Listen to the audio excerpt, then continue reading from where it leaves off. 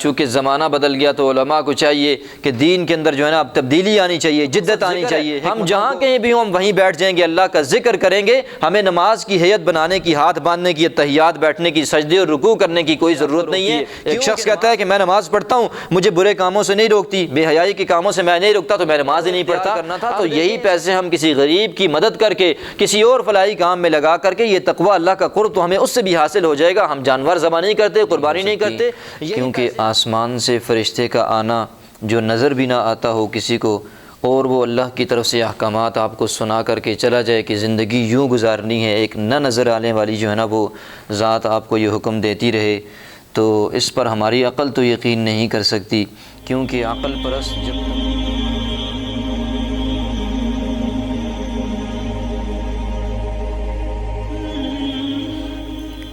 اللہ تعالیٰ نے مسلمانوں کو، ایمان والوں کو دنیا میں اپنے احکامات پر عمل کرنے کے لیے بھیجا ہے۔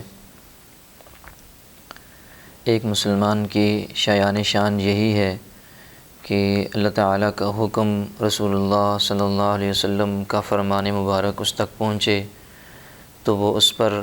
من و عن عمل کرنا شروع کر دے، اس کے سامنے، اللہ کے حکم کے سامنے سر تسلیم خم کر دے۔ یہی ایک مسلمان کی شان کے لائق ہے کہ اللہ کا حکم آتے ہی اپنے آپ کو اللہ کے حکم کے تابع کر دے اور اللہ کے فرما برداروں میں سے بن جائے۔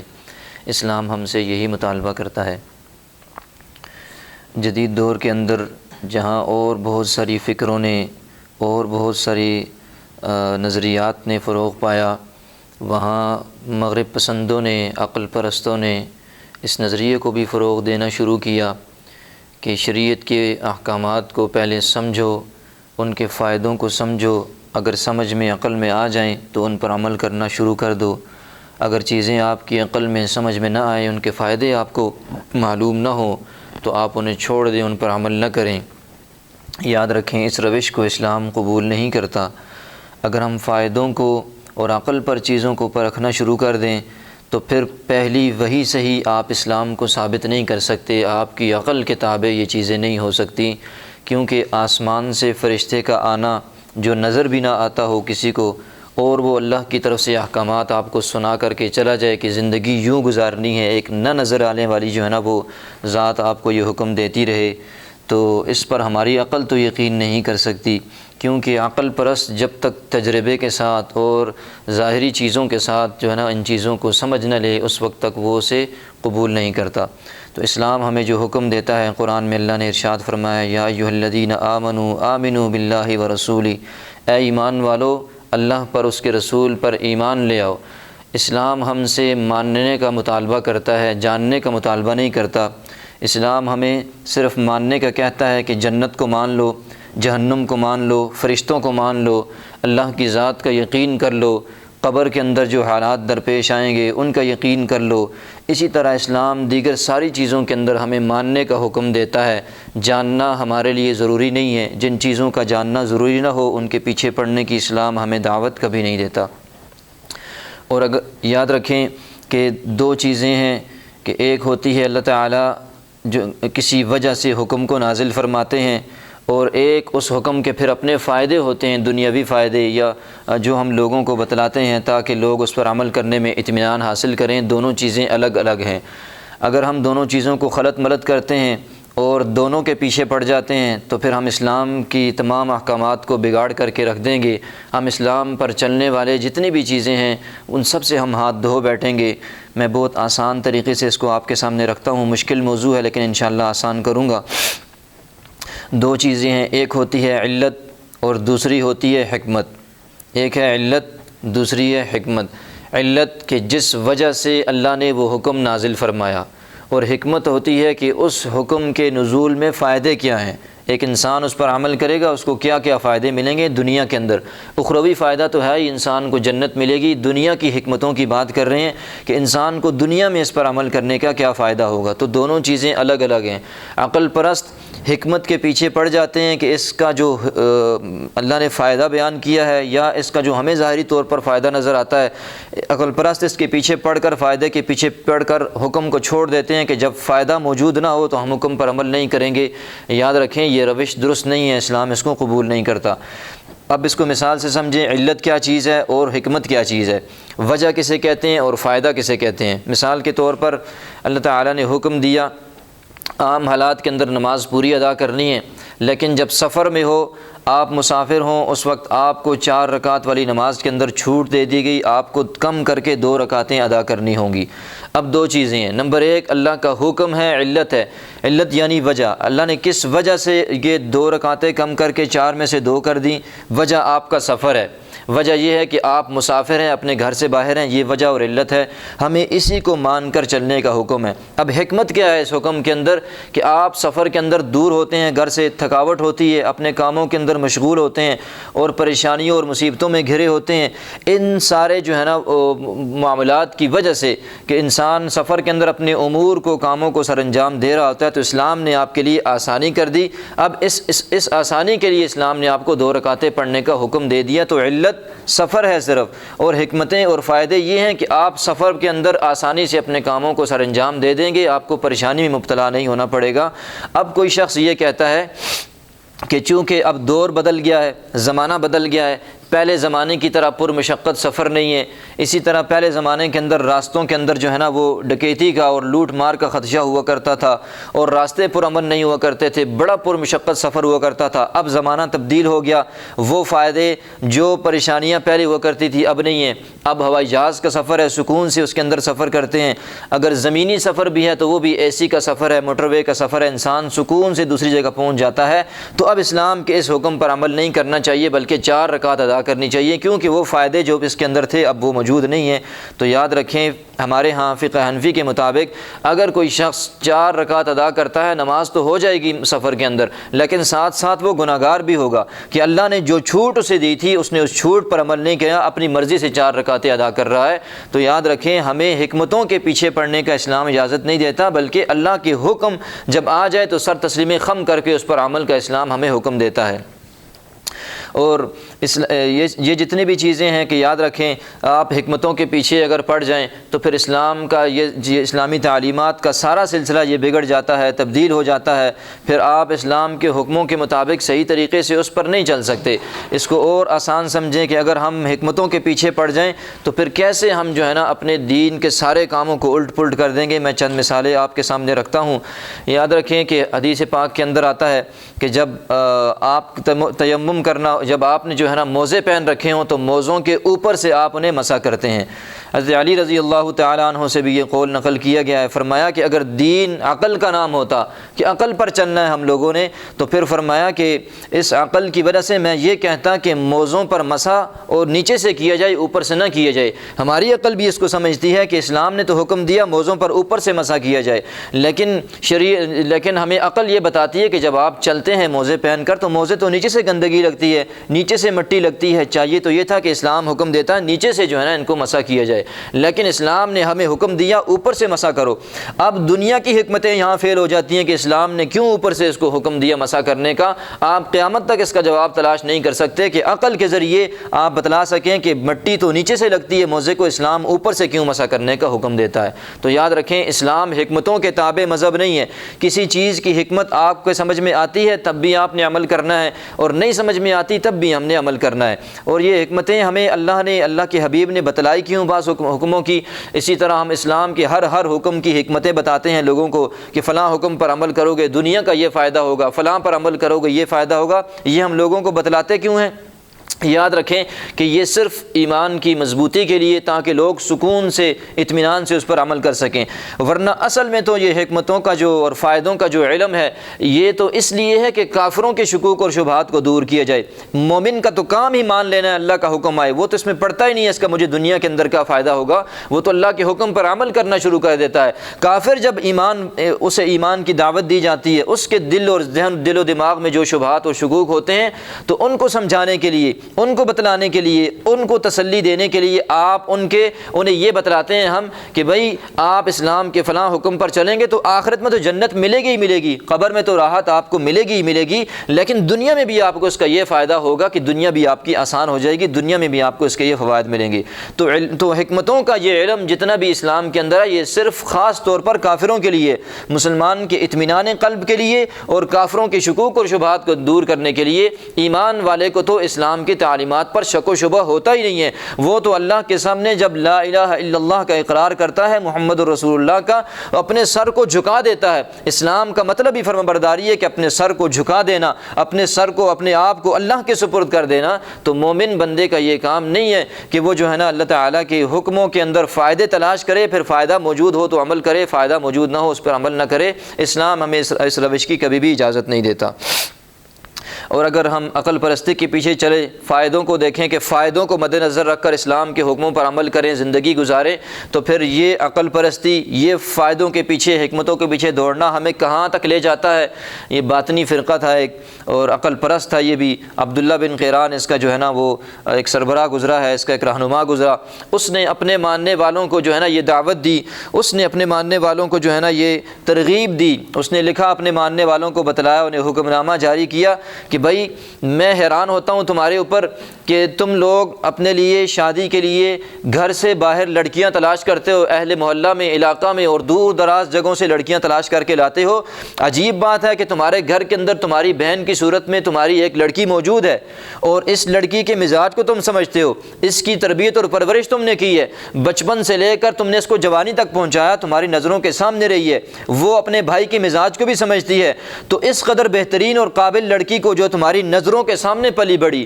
جو تمہارے مزاج سے واقف ہے، تم اس کے مزاج سے واقف ہو، وہ تمہارے گھریلو مزاج سے واقف ہے، تم اس کو چھوڑ کر باہر سے دور سے ایک اور لڑکی لے کر کے آتے ہو جس کا نہ بچپن تمہارے سامنے، نہ جوانی تمہارے سامنے، نہ جس کی تربیت کا تمہیں کوئی اندازہ ہے، نہ تمہیں یہ پتا کہ کیسی پلی بڑی، نہ تمہیں یہ پتا اس کا مزاج کیسا ہے، نہ تمہیں یہ پتا کہ تمہارے گھر والوں کے مزاج کو سمجھ پائے گی نہیں پائے گی، تمہارے گھر کے ماحول میں ایڈجسٹ ہو سکے گی نہیں ہو سکے گی۔ تو اس نے کہا، اپنے ماننے والوں کو لکھا کہ میں حیران ہوتا ہوں کہ تم اپنے گھر میں ایک جوان لڑکی کو، بہن کو چھوڑ کر جو ہے نا باہر سے رشتے تلاش کرتے ہو، تمہیں چاہیے کہ اپنے گھر کے اندر ہی شادی کر لیا کرو، اس معاملے کو حل کر لیا کرو، باہر سے لڑکیاں نہ لایا کرو۔ تو جب انسان عقل کے پیچھے، دنیاوی فائدوں کے پیچھے چلتا ہے کہ دنیا میں کیا فائدہ ہوگا، آپ عقل سے 1000 بار سوچیں، آپ اس بات کا جواب نہیں دے سکتے کہ ہم باہر سے ایک عورت کو تلاش کر کے کیوں اپنے گھر لاتے ہیں۔ آپ اس کی عقل پرستی کا، اس بات کا جواب شبے کا نہیں دے سکتے کبھی بھی ساری زندگی کہ بھائی آپ گھر کے اندر پلی بڑی اپنی آنکھوں کے سامنے لڑکی کو، جو آپ کے گھر والوں کے مزاج کو سمجھتی ہو، جو آپ کے مہمانوں کو، آپ کے رشتہ داروں کو، تعلق داروں کو سمجھتی ہو، مہمان نوازی کو جانتی ہو، اور آپ اس کو چھوڑ کر باہر سے ایک عورت کو لے آ کر اپنے گھر کی ملکہ بنا لیتے ہیں، آپ عقل کے ذریعے اس کا کبھی جواب نہیں دے سکتے۔ شریعت نے ہمیں حکم دیا کہ آپ کی بہنیں، آپ کی بیٹیاں، یہ آپ پر حرام ہے، آپ باہر سے رشتہ تلاش کر کے اپنے گھر کے اندر لائیں گے۔ ہم شریعت کی حکم کتابیں ہیں، ہم حکمتوں کو اور ہم جو ہے نا فائدوں کو نہیں دیکھیں گے کہ دنیاوی فائدے اس کے اندر کیا ہیں۔ اللہ ہمیں اس کی سمجھ نصیب فرمائے۔ اسی طرح جو ہے نا اسلام نے ہمیں حکم دیا، میں آپ کو اب یہ بتانا چاہتا ہوں کہ اگر ہم اسلام کے حکموں کو حکمتوں کے تابع کر دیں، اگر ہم اسلام کے حکموں کو ان کی حکمتوں کے فائدوں کے تابع کر دیں اور پھر فائدے کو دیکھ کر عمل کرنا شروع کریں تو کتنا بڑا نقصان ہے ہمارا۔ میں ایک دو مثالیں آپ کے سامنے رکھتا ہوں کہ اسلام نے ایک مرد کے سے آدھا جو ہے نا وہ عورت کا حصہ رکھا ہے۔ اسلام نے ایک مرد سے آدھا عورت کا حصہ رکھا ہے۔ اگر مرد کو جو ہے نا وہ 10 روپے ملتے ہیں تو وراثت کے اندر عورت کو 5 روپے ملیں گے، مرد کے بنسبت عورت کو آدھا حصہ جو ہے نا ملتا ہے۔ اب دیکھیں اس کے اندر علماء نے مختلف حکمتیں لکھی ہیں کہ عورت کو آدھا حصہ کیوں ملتا ہے اور مرد کو ڈبل کیوں ملتا ہے، تو اس کی بہت ساری حکمتیں ہیں۔ ایک حکمت یہ علماء نے لکھی کہ چونکہ اسلام نے عورت پر کوئی پابندی لگائی نہیں ہے، اسلام نے عورت پر یہ پابندی نہیں لگائی کہ بچوں کو پالے گی، ہاں اپنے والدین کی جو ہے نا وہ پالے گی، ان کے لیے کما کر لائے گی، کمائی کی اور گھر کی ساری جو ہے نا وہ کمائی کے خرچے کی ذمہ داری اسلام نے مرد کے اوپر ڈالی ہے کہ وہ بیوی کو بھی سنبھالے گا، بچوں کو بھی سنبھالے گا، والدین کو بھی سنبھالے گا۔ تو اسلام نے چونکہ عورت پر کوئی خرچ رکھا ہی نہیں ہے، اس کے برعکس اس کو ساتھ ساتھ مہر کا بھی مال مل جاتا ہے، اس کو باپ کی طرف سے بھی ملتا ہے، شوہر کی طرف سے بھی ملتا ہے، تو اسلام نے تو اس کو مختلف جگہوں سے مال دے دیا ہے اور خود اس کا خرچہ کر رہی ہے، اس کی ساری خرچ کی ذمہ داری اس کے شوہر کے اوپر ہے، اس لیے اسلام اس کو آدھا حصہ دیتا ہے۔ اور اس پر بھی بڑھ کے کہ اگر ایک عورت اپنے بچے کو دودھ پلانے پر اپنے شوہر سے اجرت اور پیسے تنخواہ طلب کرتی ہے تو اسلام اس کی بھی اس کو اجازت دیتا ہے کہ اس پر اپنے خاوند سے پیسے لے۔ تو چونکہ اب حکمت آپ نے بیان کر دی کہ اسلام نے یہ حکم عورتوں کے لیے کم اس لیے رکھا وراثت میں ادا کہ اس پر ذمہ داری کوئی نہیں ہے اور مرد کی ذمہ داریاں زیادہ ہیں، رسپانسبلٹی اس کی زیادہ ہے، تو اس لیے اسلام نے اس کے اوپر جو ہے نا ڈبل اس کو حصہ دیا۔ اب ٹھیک ہے، حکمت تو اپنی جگہ پر بالکل درست ہے، یہی بنتی ہے اس کی، لیکن مجھے بتائیں کہ ایک عورت آ کر کے آپ کے سامنے کھڑی ہو جاتی ہے، وہ کہتی ہے میں اپنا خرچہ خود برداشت کروں گی، اپنے بچوں کا بھی خرچہ خود برداشت کروں گی، اور اپنی بھی ہر چیز کی ذمہ داری میں خود لیتی ہوں، اور میں مرد کے شانہ بشانہ باہر نکل کر کام کرتی ہوں۔ اب جو حکمت آپ نے بیان کی تھی اس نے توڑ دی، اب وہ آپ سے مطالبہ کرتی ہے میں اپنا خرچہ سب کچھ خود برداشت کرتی ہوں، آپ جو ہے مجھے مرد کے برابر حصہ دے، تو کیا آپ لوگ دیں گے اسے پھر پورا حصہ؟ کیوں نہیں دیں گے کبھی بھی، آپ تو آدھا بھی دینے کو تیار نہیں، پورا کہاں سے دیں گے؟ آپ اس لیے نہیں دیں گے کہ اسلام نے اسے اسلام کے حکم کے مطابق آدھا حصہ ہے اس کا۔ اب آپ نے حکمتوں کے تابع جب دین کو کیا تو وہ حکمتوں کو لات مار کے آپ کے سامنے کھڑی ہو گئی کہ تم نے کہا تھا کہ تمہیں آدھا حصہ اس لیے ملتا ہے کہ تمہارے اوپر ذمہ داری کوئی نہیں ہے اور تمہاری ذمہ داری مرد برداشت کرتا ہے، تو میں مرد کی ذمہ داری اور اس کی کفالت سے باہر آتی ہوں، اپنی ذمہ داری اپنی کفالت خود کروں گی، تم مجھے پورا حصہ دو۔ تو اسلام ایسے تصور کو حکمتوں کے کبھی بھی پسند نہیں کرتا جو اسلام کے احکامات کو تبدیل کر کے رکھ دے۔ علماء سے آپ لوگ بارہا یہ کہتے ہیں، مطالبہ ہوتا ہے لوگوں کا، چونکہ زمانہ بدل گیا تو علماء کو چاہیے کہ دین کے اندر جو ہے نا اب تبدیلی آنی چاہیے، جدت آنی چاہیے، حکمتوں کو علتوں کو دیکھ کر جو ہے نا اب علماء کو اس دین کو تبدیل کر لینا چاہیے۔ تو یاد رکھیں علماء ہمارے محسن ہیں، جنہوں نے ہر دور کے اندر روکھی سوکھی کھا کر، جنہوں نے کم سرمایہ کے اندر زندگی گزار کر، جنہوں نے حق کو بیان کرنے کی وجہ سے آپ لوگوں کے طعنے بھی سنے، لیکن 1400 سال کے اندر جیسا رسول اللہ صلی اللہ علیہ وسلم سے دین لیا آج تک ویسا ہی پہنچا رہے ہیں۔ اگر ہم آپ کے کہنے کے مطابق، لوگوں کی باتوں کے مطابق ہم لوگ جو ہے نا حکمتوں کے تابع کر کے دین کے احکامات میں تبدیلیاں کرتے رہتے تو آج اس دین کا حلیہ بالکل بگڑ چکا ہوتا، آج یہ دین اس صورت میں ہمارے پاس صحیح سلامت نہ ہوتا جس طرح آج ہمارے پاس موجود ہے۔ میں اور مثالیں آپ کے سامنے رکھتا ہوں۔ علماء نے روکی سوکی کھائی، جیلوں کو آباد کیا، علماء نے اپنے قتل ہونے کو پسند کیا، علماء نے جو ہے نا شہادت کو پسند کر لیا، اپنی جان دے دی، لیکن اسلام کے اور اسلام کی سوچ و فکر پر، اسلام کے نظریات کو آپ تک صحیح طریقے سے پہنچانے کا حق ادا کیا۔ یہ علماء کا احسان ہے ہمارے اوپر، اللہ ہمیں اس کی قدردانی کی توفیق نصیب فرمائے۔ اسی طرح سمجھیں کہ اگر جو ہے نا ہمارے ہاں آج کل بھی ایک فرقہ موجود ہے، پایا جاتا ہے، جو یہ کہتا ہے کہ قرآن مجید کی یہ آیت ہے اقیم الصلاۃ لذکری، کہ نماز کو قائم کرو، اللہ نے فرمایا میری ذکر اور میرے یاد کے لیے۔ اب دیکھیں، ایک تو ہم قرآن کی دیگر جگہوں پر پڑھتے ہیں کہ اقیم الصلاۃ، نماز قائم کرو، حکم ہمیں یہ دیا، اب یہاں پر نماز کا ایک فائدہ بھی یہاں پر یہ ذکر کر دیا کہ اقیم الصلاۃ لذکری، کہ نماز کو میری یاد اور ذکر کے لیے قائم کرو۔ اب ایک فرقہ اٹھا، چند لوگوں نے، انہوں نے کہا کہ نماز تو اس کا فائدہ یہ تھا، اللہ نے بتلایا کہ نماز میری یاد ہے، ہم کیا کرتے ہیں ساری نماز کے اندر اللہ کے سامنے کھڑے ہو کر اللہ کو یاد کرتے ہیں، اللہ کی تسبیح کرتے ہیں، اس کی حمد و ثنا کرتے ہیں۔ تو انہوں نے کہا کہ چونکہ نماز کا مقصد اللہ کو یاد کرنا تھا، ہمیں کیا ضرورت ہے کہ ہم مخصوص اوقات میں آ کر اللہ کے سامنے ہاتھ باندھ کر کھڑے ہو جاتے ہیں مختلف جگہوں پر۔ ہم چونکہ نماز کا مقصد ذکر ہے، ہم جہاں کہیں بھی ہوں ہم وہیں بیٹھ جائیں گے، اللہ کا ذکر کریں گے، ہمیں نماز کی ہیئت بنانے کی، ہاتھ باندھنے کی، تحیات بیٹھنے کی، سجدے اور رکوع کرنے کی کوئی ضرورت نہیں ہے، کیونکہ نماز کا مقصد تو اللہ کی یاد ہے۔ ہم کہیں الگ سے بیٹھ کر ذکر کر لیں گے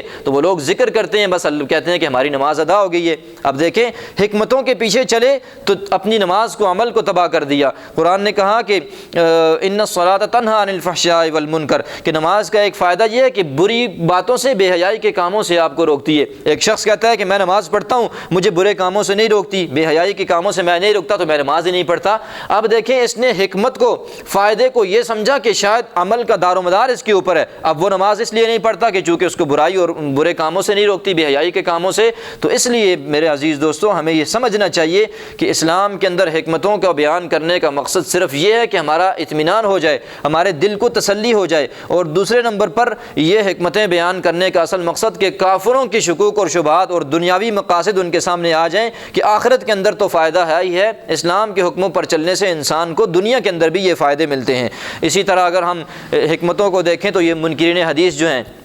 یہ قربانی سے متعلق یہی شوشہ چھوڑتے ہیں، یہی اعتراض کرتے ہیں اور یہی کہہ کر قربانی کو چھوڑ دیتے ہیں کہ بھائی تم لوگ ہر سال ہزاروں اور لاکھوں جانور اللہ کے راستے میں قربان کرتے ہو اور زندہ جانوروں کو ذبح کر دیتے ہو اور پیسے جو ہے نا ضائع کر دیتے ہو اور خون گلیوں میں نالیوں میں بہہ جاتا ہے۔ اس سے بہتر یہ ہے، قرآن نے کہا ہے وَلَٰكِن يَنَالُهُ التَّقْوَىٰ مِنكُمْ، کہ اللہ کے پاس تمہارا گوشت نہیں پہنچتا، کوئی چیز نہیں پہنچتی، نہ اس کی کھال پہنچتی ہے، اللہ کے پاس صرف تمہارے دل کا تقویٰ پہنچتا ہے۔ تو انہوں نے کہا کہ قربانی کا مقصد تو اللہ کا تقرب حاصل کرنا تھا، تقویٰ کو اختیار کرنا تھا، تو یہی پیسے ہم کسی غریب کی مدد کر کے کسی اور فلاحی کام میں لگا کر کے یہ تقویٰ اللہ کا قرب تو ہمیں اس سے بھی حاصل ہو جائے گا۔ ہم جانور ذبح نہیں کرتے، قربانی نہیں کرتے، یہی پیسے ہم کسی غریب مسکین کو دے دیں گے تو اللہ کا قرب تو ہمیں وہاں بھی حاصل ہو جائے گا۔ اب دیکھیں انہوں نے بھی فائدے مد نظر رکھا حکمت کو، تو قربانی جیسے عظیم عمل کو چھوڑ دیا۔ اسی طرح آپ اور دیکھیں روزے سے متعلق قرآن کے اندر آتا ہے کہ لعلکم کما کتب علی الذین من قبلکم لعلکم تتقون، کہ میں نے تمہارے اوپر اور تم سے پہلے لوگوں پر تمہارے پہلے لوگوں کی طرح روزہ اس لیے فرض کیا تمہارے اوپر تاکہ تم تقوی اختیار کرو۔ اب روزے کا مقصد بھی تقوی، دین کے سارے احکامات کا مقصد تقوی ہے۔ اب کوئی شخص یہ کہے کہ یہ تقوی بھوکا پیاسا رہنے کی بجائے کسی اور طریقے سے مجھے اللہ کا قرب حاصل ہو جائے تو میں اس پر چلتا رہوں گا، روزہ نہیں رکھوں گا، تو بتلائیے کہ اسلام کے اندر حکمتوں کے پیچھے چلنا، فائدوں کو مد نظر رکھ کر زندگی گزارنا، یہ کتنی نقصان کی بات ہے کہ دین کے سارے احکامات تبدیل ہو جاتے ہیں، بلکہ دین کے احکامات کا حلیہ بگڑ جاتا ہے۔ اللہ تعالی ہمیں علتوں کو اور حکمتوں کو صحیح طریقے سے سمجھنے کی اور صرف دین کے احکامات پر اللہ کا حکم سمجھ کر چلنے